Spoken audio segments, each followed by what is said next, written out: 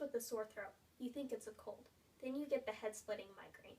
Following that, you cough up blood, and you have these bruises on your body where you don't know where they came from. Finally, you crash out. You're bleeding from every orifice of your body. If only you would have went to the doctor, they could have helped you. Or could they have? According to the CDC, Ebola kills 9 of the 10 people it infects. Ebola is a deadly hemorrhagic fever in which there is no cure. Today, we will discuss what is Ebola, how is it transmitted, and how is it diagnosed. According to Webster's Dictionary, Ebola is an RNA-containing virus of African origin that often causes a fatal hemorrhagic fever. In Mount Elgon lays Kitcum Cave. It is believed that the deadly hemorrhagic fever, Ebola, originates from here. Although according to the World Health Organization, or WHO, that cannot be confirmed due to lack of evidence. The first known cases of Ebola happened in 1976 in Africa near the Ebola River, in which its name originates from. The Ebola River is in the Democratic Republic of the Congo. Ebola comes from the virus family Filoviridae, the same as the Marburg virus. Center of Disease Control, or CDC, states that Marburg is a hemorrhagic disease and is listed as a rank 4 pathogen. That means all precautions should be taken when working with it. That means biohazard containment suits, and the room is pressurized to limit all means of the virus escaping. Ebola has mutated into different strands. There are 5 known strands of Ebola: Ebola Zaire, Ebola Bundabago, Ebola Sudan, Ebola Reston, Ebola typhoid, and each Ebola strain has identical symptoms but can differ in severity. This unforgiving virus has a wide range of mild to highly severe symptoms. CDC guidelines state that day 1 of exposure, you are seemingly fine.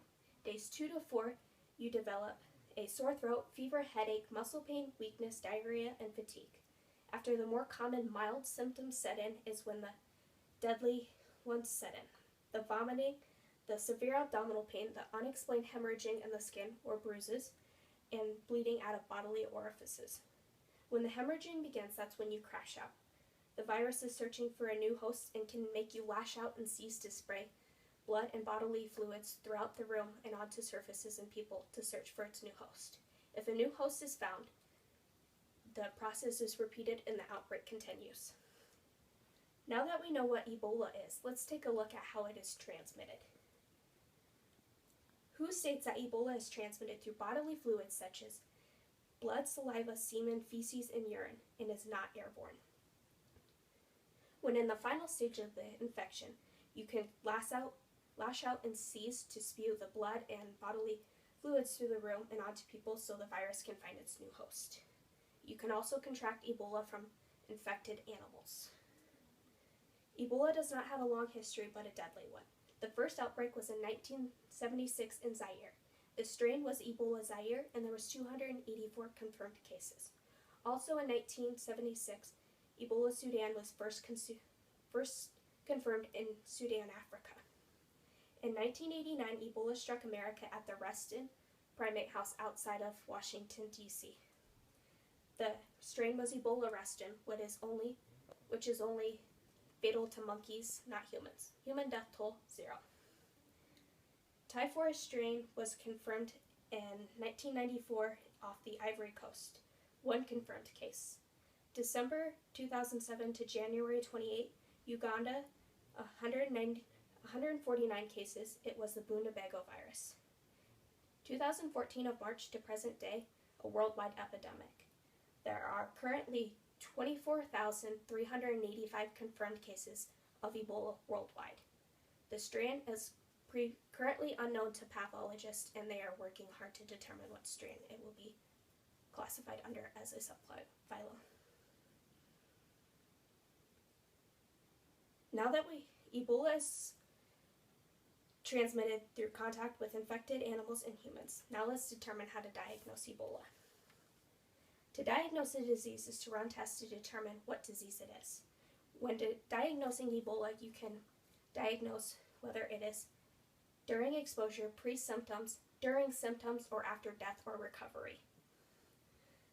Although diagnosing Ebola can be hazardous for both the person being diagnosed and the person diagnosing, The person diagnosing can be exposed to Ebola, which is a major biohazard risk as it is a level 4 hot agent and is extremely lethal.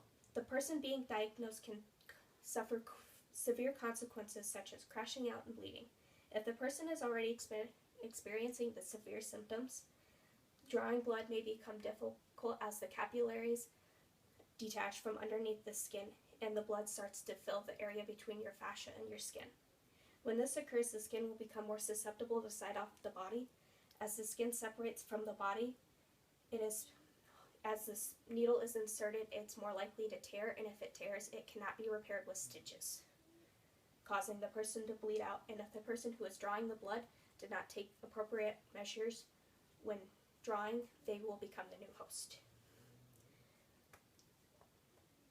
There is no known cure for Ebola.